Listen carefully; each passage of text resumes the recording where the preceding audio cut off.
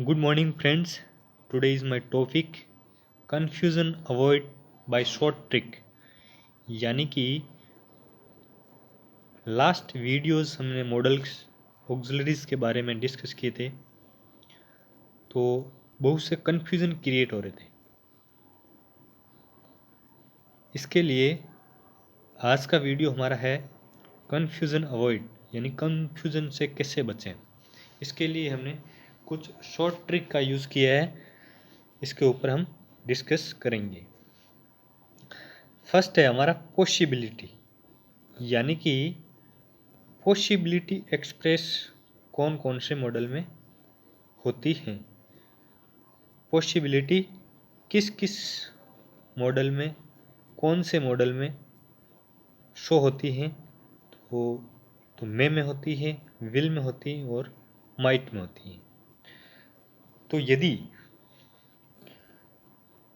में का प्रयोग पॉसिबिलिटी के लिए किया जाता है जब 100% पॉसिबिलिटी शो होती है। किसी सेंटेंस में 100% पॉसिबिलिटी शो होने पर में का प्रयोग किया जाता है।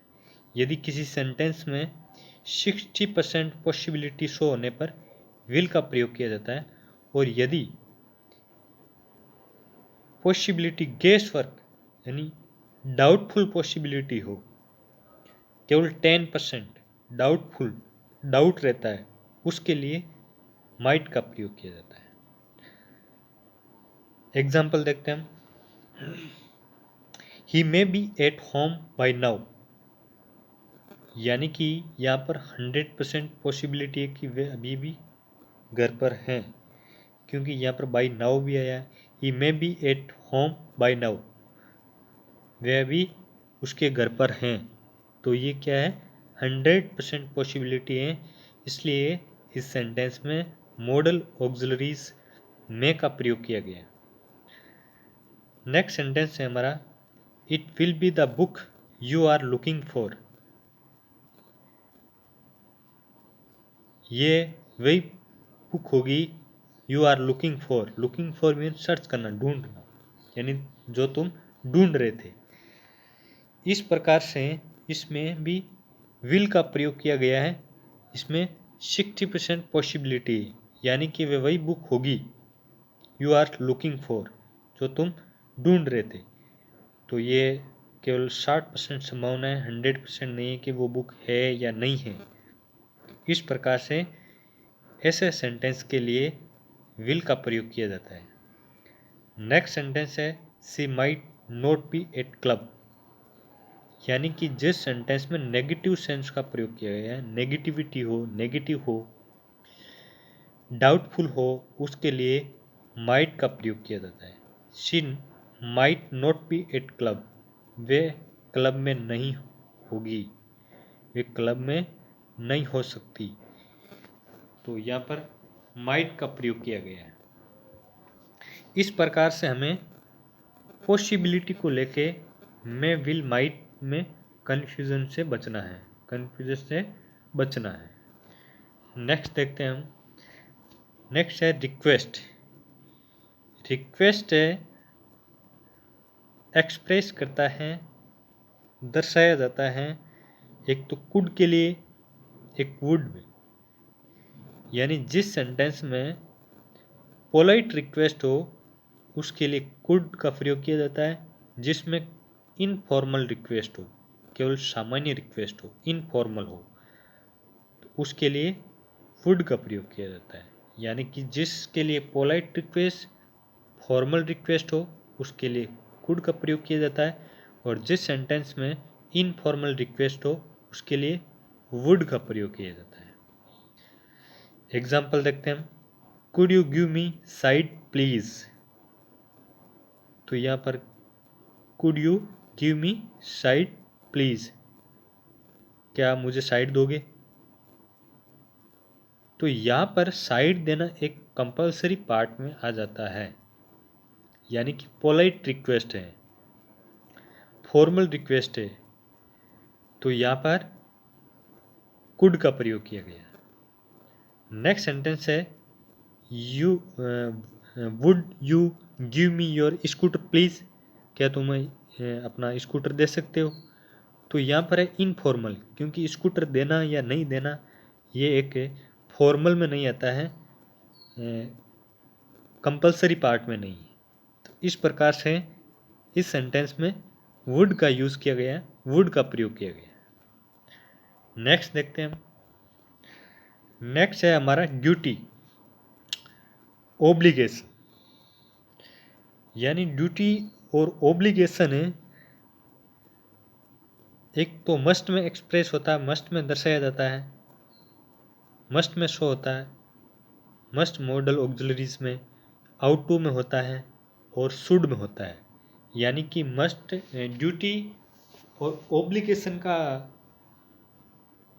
जो सेंटेंस है, इस प्रकार के सेंटेंस हैं ओब्लिगेशन और ड्यूटी के, वो मस्ट में भी आते हैं, आउट टू में भी आते हैं और शुड में भी आते हैं। तो हमें इसको कन्फ्यूज़न में नहीं रहना है, कन्फ्यूज़न अवॉइड करना है। कैसे बचे कन्फ्यूज़न से? तो मस्ट के लिए स्ट्रॉन्ग ओब्लिगेशन का सेंटेंस होना चाहिए, यानी जिस सेंटेंस में स्ट्रॉन्ग ओब्लिगेशन हो उसके लिए मस्ट का प्रयोग किया जाता है। जिस सेंटेंस में मोरल ओब्लिगेशन हो उसके लिए आउट टू का प्रयोग किया जाता है। और जिस सेंटेंस में जनरल ओब्लिगेशन हो, सामान्य ओब्लिगेशन हो, उसके लिए शुड का प्रयोग किया जाता है। मोरल ओब्लिगेशन में नैतिक कर्तव्य। फर्स्ट सेंटेंस है हमारा, you must wear helmet while driving.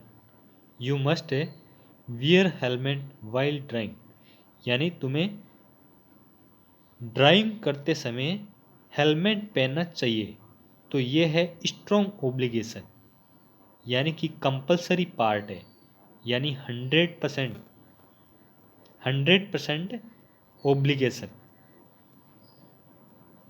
तो इसके लिए मस्ट का प्रयोग किया जाता है, क्योंकि ये एक कंपलसरी पार्ट है कि ड्राइव करते समय हेलमेट पहनना ही चाहिए।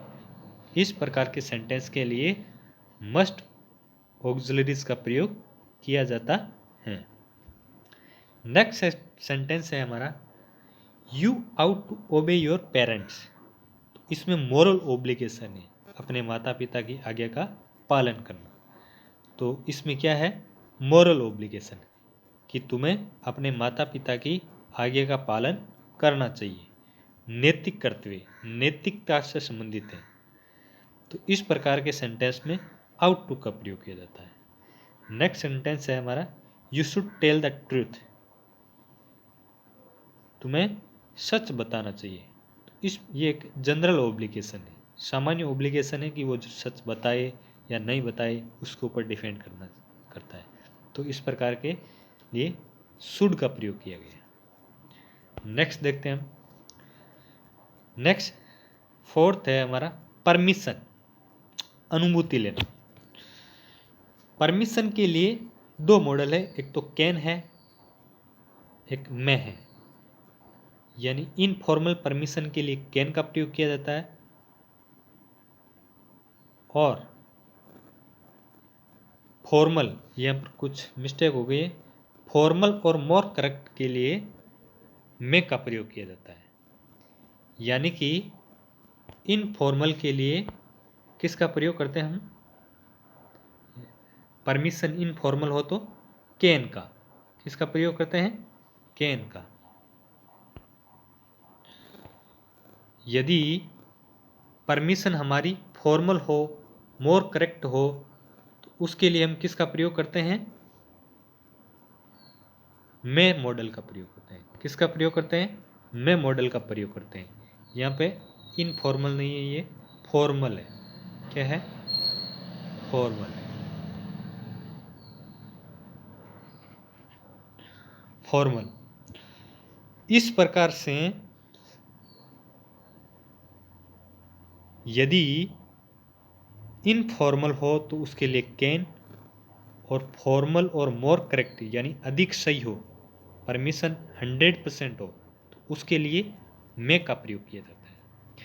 You can take one of those book if you like.